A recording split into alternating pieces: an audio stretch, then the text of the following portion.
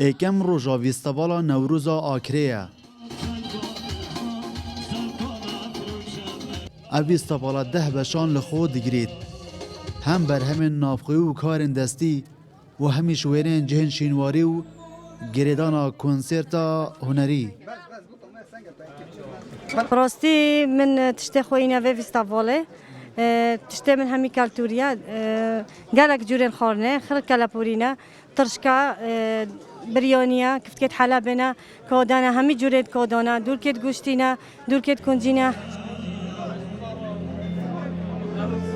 نکاش تشتی مواد براف کرن اغلبی اون لو حنا طيبات بورقه كونفاس ورانجي فود نگریدون وندك تکنیکش مدناف دانه کو قلمی و یه رنگی مته دو کارین اینا خدای نزیکی چل لوحه و دورانه بو کسین بجداربوی درفتک بو بر همو کارن دستی دوی پیشانگه دا نمایش بکن. خودی هندی بیش هک بینی قضا آکره باشه. حالا والا افسالش بر هم گله که باش الحمدلله.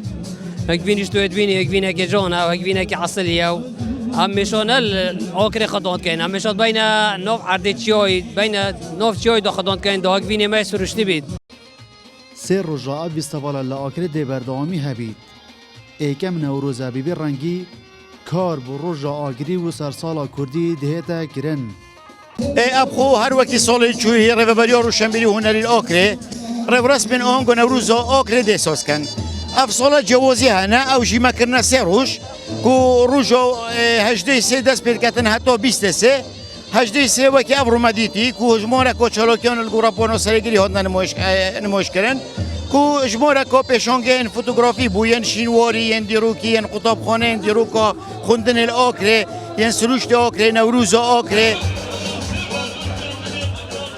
ویستوالا نوروز آکره لی سرگیری بریوده چید و حتی شف او ویستوالا دیو بردوام بید.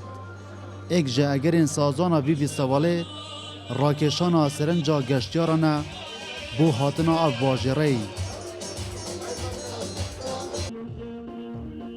دلبرین غازی کرسات نیوز آکره